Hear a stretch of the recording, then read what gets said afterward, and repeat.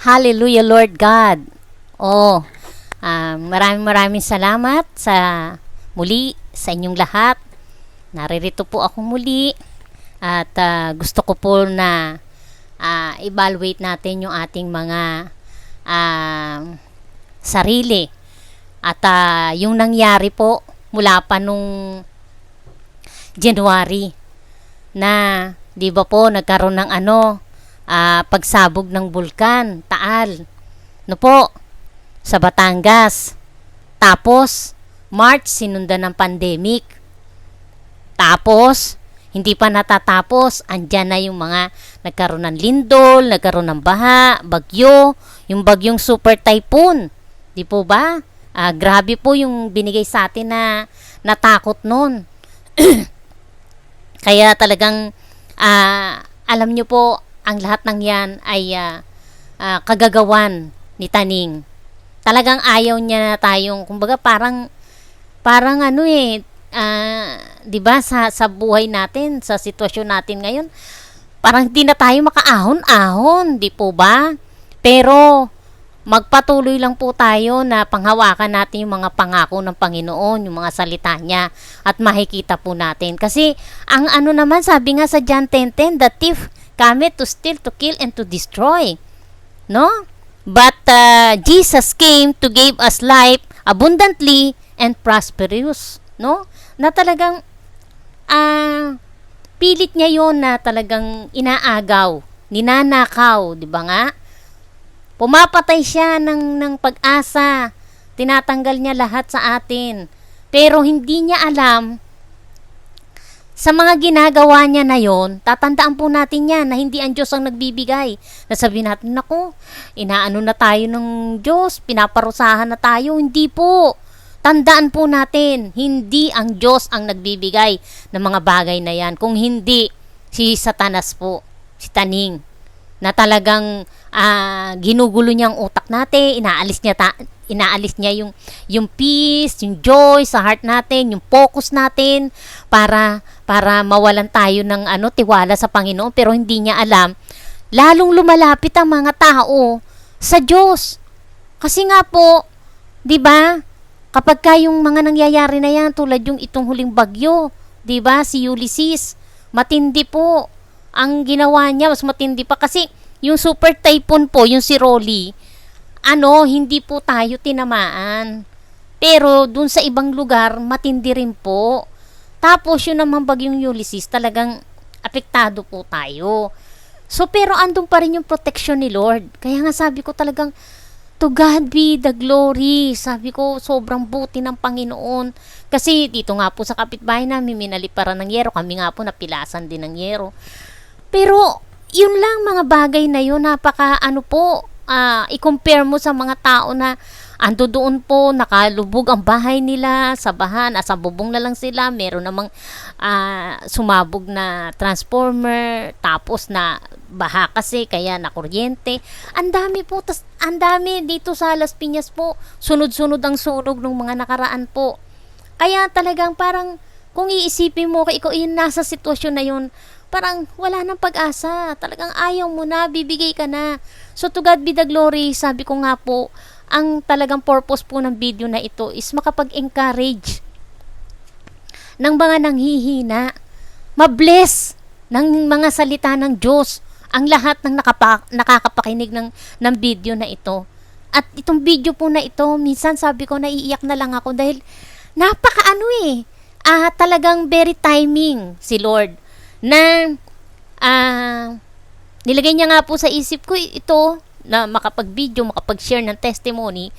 Kasi sabi nga, 'di ba, the devil is defeated by the blood of Jesus and by the power of our testimony. Yun yung nakaraan, di po ba? Yung sharing our testimony.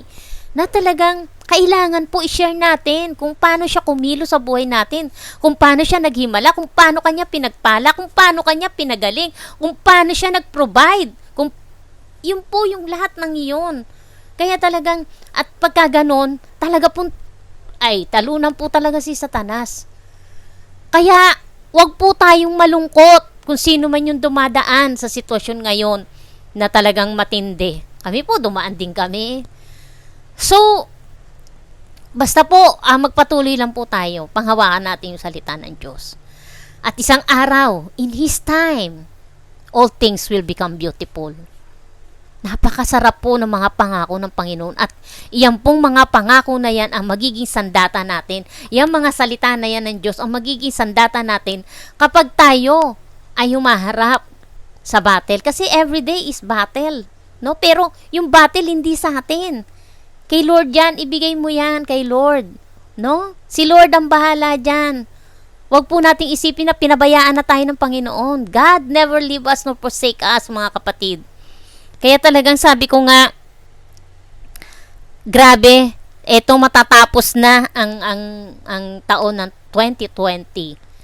Expect something good will happen. Lagi po natin i-declare yung positive. Huwag po natin tignan yung negative. At makikita po natin, speak blessing. Lahat ng ilalabas natin sa bibig ay yung naaayon sa kalooban ng Diyos at makikita natin, magmamanifest po ito. Amen? At tuwang-tuwa nga po ako kanina, meron akong kachat. Hindi ko na po banggitin kung sino. Classmate ko din po siya nung elementary o high school. Ngayon, nakita ko yung niya sa Facebook. Sabi ko nga sa inyo, di ba dati hindi ka ako nag-a-add ng mga pero kasi yung puso kong anak, ayaw niya nga akong pag-Facebookin. Kasi nga marami daw diyang, yung baga minsan, mami-misinterpret mo o mami-misinterpret ka, ganun. Sabi niya, kabilin-bili na ng bunso ko. Nung bang panganay ko, gusto niya, mag-Facebook ako. Kasi lalo nung nagkasakit ako, gusto niya para malibang daw ako.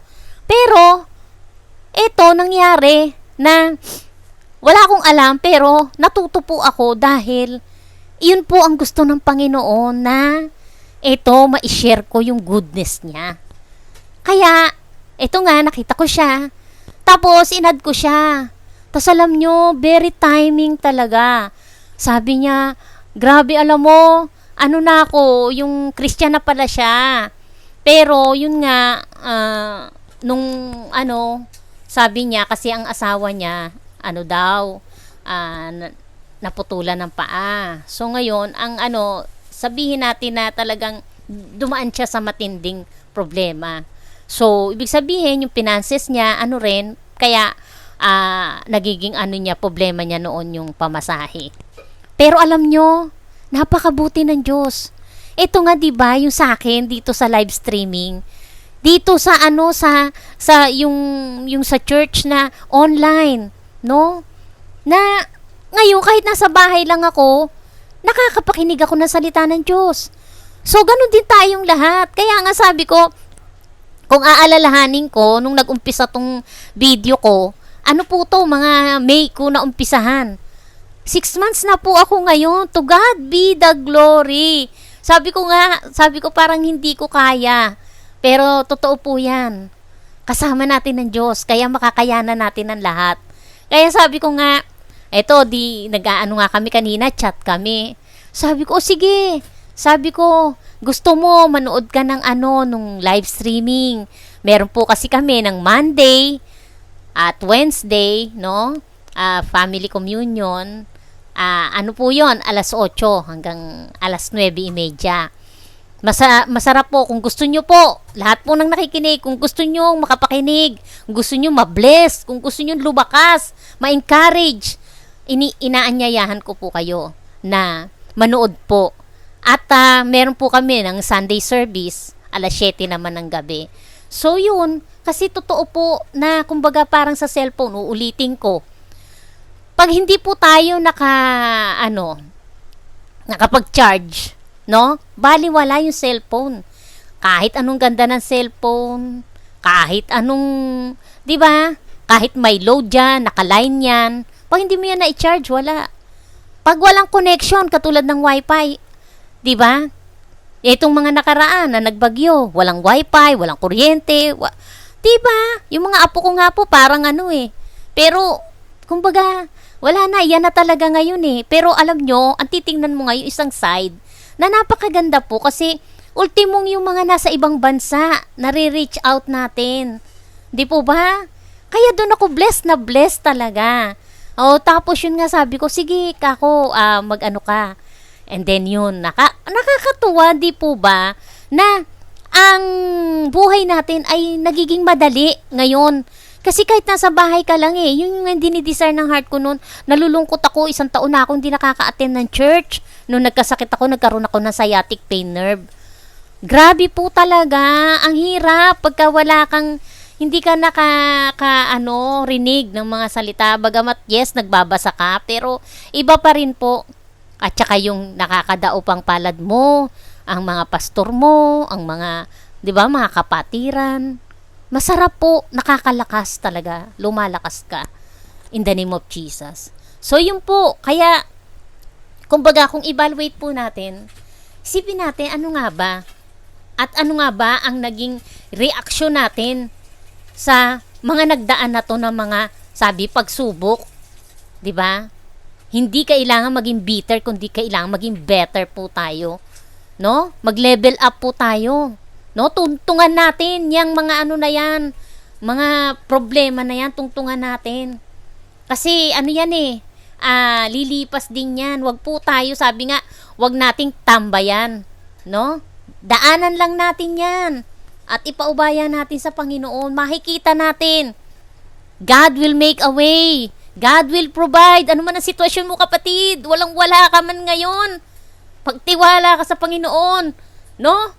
Sambitin mo, i-declare mo, no? Yung Philippians 4:19, and my God shall supply all my needs according to His riches and glory. Yung Matthew 6:33, seek Him first, the kingdom of God and His righteousness, and all those things shall be added unto you. Di po ba? At makikita po natin, magbabago ang sitwasyon mo, magmamanifest po, wag kang titigil hanggang hindi mo natatanggap kung ano yung pinapanalangin mo. Parang batang umiiyak na nagtatantrums na gusto niya yung ulit-ulit iiyak siya, hindi siya titigil hanggang hindi na ibibigay sa kanya. Ganon din po tayo sa Panginoon. Kailangan po ganon. And declare po natin this coming 2021, no? Is a year of blessing. Kasi minabasa nga po ako sa Facebook, pag yung sunod-sunod o madami kang nagiging problema, ang kapalit po niya blessing.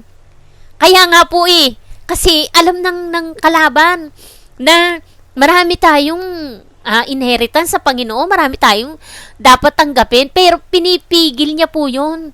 Hinahadlangan niya po yun para hindi natin ma-receive. Kasi pag nagkulang na po yung faith natin, hindi na natin ma-receive, di ba? Kulang na yung faith mo Sabi nga sa Santiago, 'di ba?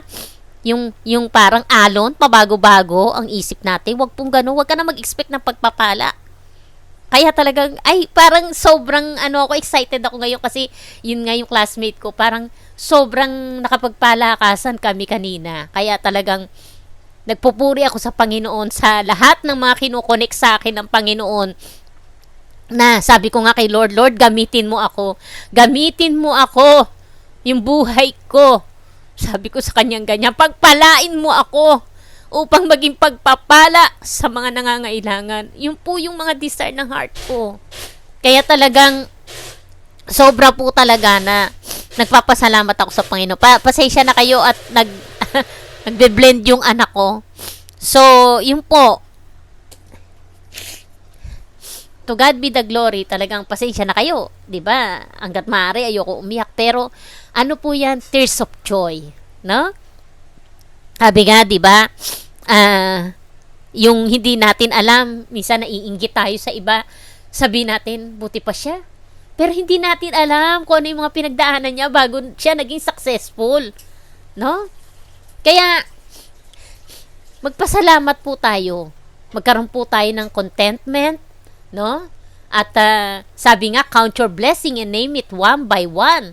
Kasi pag binibilang po natin pagpapala natin, lalakas tayo, may encourage tayo. Oo nga, mas mapalad pa rin ako. Pero hindi tayo syempre natutuwa sa mga nangyayari sa iba. Kung hindi, pinagpe-pray din po natin sila na makaahon din sila, na sila ay maraming tumulong sa kanila, na kung tayo lang meron, tutulong tayo, di po ba? Kaya talagang, yun ang anuhin po natin sa sarili natin. Kaya ang title po ng ano ko ng video ko ay success.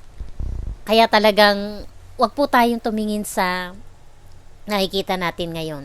Isang araw po pagising natin, maayos na pong lahat, maganda na pong lahat. At ang mahalaga po, yung sabi nga, magamit tayo ng Panginoon, no? Yun nga sabi, faith without action is dead. Kasi, kumbaga, oo, nananampalataya ka. Di ba sabi nga yung nasa Diyos ang awa, nasa tao ang gawa. Di po ba? Hindi pwedeng yung faith lang. Kailangan may action din. Kumbaga, ang Bible, inulit-ulit ko, no word of God yan. Pero, yan po ay nagkakaroon ng buhay pag in-speak out natin ng may faith, no? Yung buong pananampalataya natin, makikita natin ang kasagutan ng ating mga pinapanalangin. Sige po, tayo po ay manalangin.